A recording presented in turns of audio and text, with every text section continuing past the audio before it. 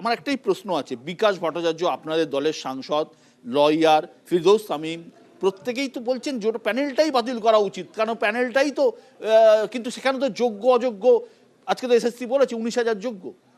আজকে এফিডেভিট দিয়ে বিকাশ রঞ্জন ভট্টাচার্য স্পষ্ট বলেছে, যদি এসএসসি তাদের নির্দিষ্ট যুক্তির ভিত্তিতে যারা যোগ্য সেই তালিকা দিতে পারে, আমাদের কোনো আপত্তি নেই, সেই তালিকা অনুযায়ী তারা চাকরি পাক। কিন্তু এই যে এই 2016 সাল থেকে 2024 আরও এটা লিঙ্গার হলে শুভেন্দু অধিকারীর মতন লোকেরাও যেমন তারা স্বস্তিতে থাকবে, আবার তৃণমূলের নেতারাও যারা চুরি করেছে তারা আরও গোটা ব্যাপারটাকে ট্যাম্পার করার সুযোগ পাবে। বিকাশ রঞ্জন ভট্টাচার্যরা এটার বিরোধিতা করেছিল। অভ্র সেন, বিজেপির পক্ষে অভ্র সেন, আজকের এই নির্দেশের পর তৃণমূলের বক্তব্য সত্যের জয়। তৃণমূল কেন এত লাফাচ্ছে সত্যি কথা বলছি আমি বুঝতে পারছি না। এটা একটা ইন্টারিম অর্ডার এসছে এবং একটা জিনিস বুঝতে হবে, মহামান্য সুপ্রিম কোর্ট কিন্তু বলেছে এটা সিস্টেম্যাটিক ফ্রড। এরপরে তো আমাদের রাজ্যের ক্যাবিনেটের মুখ লোকানো উচিত ছিল। তো যাই হোক, ঠিক আছে, নির্লজ্জ তৃণমূল কংগ্রেস তারপর রাস্তায় লাফালাফি করছে। এটা পরিষ্কার হয়ে গেছে যে আমাদের ক্যাবিনেট কিন্তু বিষয়টাতে ইনভলভ ছিল, কারণ যেই ইন্টারিম স্টেটা ছিল যে সিবিআই কোনো ইনভেস্টিগেশন করবে না, সেই ইন্টারিম স্টে কিন্তু নেই।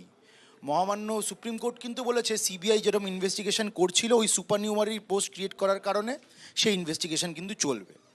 আরেকটা কথা বলি যে আজকে শুনানি কিন্তু শেষ হয়নি।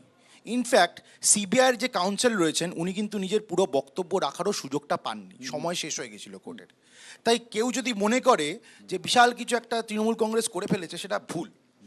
বিষয়টা হচ্ছে যে দেখুন, আজকে আমাদের কাছে পরিষ্কার প্রায় 7,000 লোকজন নিয়ম বহির্ভূতভাবে, যদি ভদ্র ভাষায় বলি, আর যদি তৃণমূল যেই ভাষায় বোঝে সেই ভাষায় বোঝে, যদি বলি জালিয়াতি করে চাকরি পেয়েছিল। তারা চাকরিগুলো কিনেছিল, কারণ খোলা বাজারে আলু পটল ঝিঙের মতো তৃণমূল চাকরি বিক্রি করেছিল। এইবার আপনি যদি দেখেন, আমরা তো জানতে পারছি যে 10 লক্ষ 15 লক্ষ এরকম টাকায় এক একটা চাকরি বিক্রি হয়েছে। আপনি যদি অঙ্ক কষে দেখেন দর্শক বন্ধুরা, আপনারা বুঝতে পারবেন এই দুর্নীতি কিন্তু প্রায় 1,000 কোটি টাকার উপরে। এবার পার্থ চট্টোপাধ্যায়ের বান্ধবীর খাটের তলা থেকে তো মাত্র 50 কোটি টাকা পাওয়া গেছিল। বাকি টাকাটা গেল কোথায়? ওটা কি তৃণমূলের পার্টি ফান্ডে গেছে নাকি অন্য কোথাও গেছে? এটা খুঁজে বার করাও দরকার। আর আরেকটা জিনিস বলি যে এসএসসি বিষয়ে একটু সময় নিচ্ছি। এসএসসি কিন্তু আজকে খালি বলেছে যে 19,000 সঠিক চাকরি প্রাপক, কিন্তু এসএসসির যেটা বলা উচিত ছিল সেটা হচ্ছে কারা কারা চাকরিটা কিনেছে এবং কারা কারা সঠিকভাবে চাকরিটা পেয়েছে, সেই লিস্ট কিন্তু এসএসসি দিতে পারেনি। এবং যখন এসএসসি এই লিস্ট দেবে যারা টাকা দিয়ে চাকরিগুলো কিনেছে, তারা তো এই তৃণমূল নেতার বাড়িতে যাবে টাকা ফেরত নিতে, নয়তো পরিষ্কার ধরে গাছে আটকে পেটাতে। তৃণমূলের বক্তব্য শুনবো অরূপ চক্রবর্তী। বিশুদা, এখানে ওপর অনেক ভাষা কথা শুনলাম। আমি কোট আনকোট লাইভ ল যেটা দিয়েছে চিফ জাস্টিস অফ ইন্ডিয়ার বক্তব্যটা আমি আমরা জানি, ওটা জানি। হ্যাঁ। তৃণমূলের বক্তব্য না, আমি তৃণমূলের বক্তব্য পরিষ্কার। একদল কাক, চিল, শকুন পাঁচিলের ওপর বসেছিল ভাগাড়ে লাশ খুঁজবে বলে। 25,753 পরিবারের চোখের জলে পলিটিক্যাল ডিভিডেন্ড দেবে বলে। আজকে সেই কাক, চিল, শকুনের পরিণতি চোখের জলে তাদের ভাসতে হচ্ছে। বাংলার বুকে যারা বলেছিল, সবচেয়ে বড় কথা, আমি ছোটবেলা থেকে শুনতাম দ্বন্দ্বমূলক বস্তুবাদ, আজকে বুঝলাম দ্বন্দ্বমূলক ধান্দাবাদটা কি জিনিস।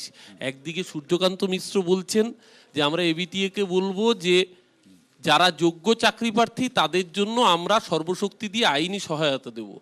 সায়নদীপ আমার বন্ধু প্রতিম, ওর সংগঠন ডিওয়াইএফআই রাস্তায় নেবে মিছিল করলো যে যোগ্য যারা তাদেরকে আমরা সহায়তা দেব।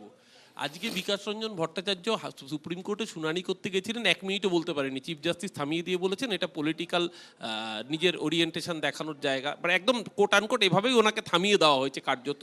শুধু তাই নয়, আজকে খুব পরিষ্কার এবং দ্ব্যর্থহীন ভাষায় আজকে আমরা বলতে চাই যে একদিকে একটা সেকশন ওয়েট করেছিল পলিটিক্যাল ডিভিডেন্ড কুড়োবে বলে। বিশ্বত এটা পরিষ্কার, ল অফ ন্যাচারাল জাস্টিস বলে যে 99 জন মানুষও যদি অপরাধী হন তারাও রেহাই পেতে পারে। আপনারা পেলেন বলছেন? আমার পলিটিক্যাল বেনিফিট দরকার নেই, আমাদের 25,753টা পরিবার তারা যাতে চোখের জল না ফেলে সেটা তৃণমূল কংগ্রেস এনশিওর করেছে, সেটা মমতা ব্যানার্জি এনশিওর করেছে। আমরা এসএসসি নিয়ে আলোচনায় আসবো, আর পরের পর্বে আসবো এসএসসি নিয়ে আলোচনায়। আমার সঙ্গে মালদা উত্তরের 2 প্রার্থী খগেন মুর্মু এবং প্রসূন বন্দ্যোপাধ্যায় দুজনেই রয়েছেন। আমরা তাদের কাছে যাব একটা ছোট্ট বিরতির পর, সঙ্গে থাকুন।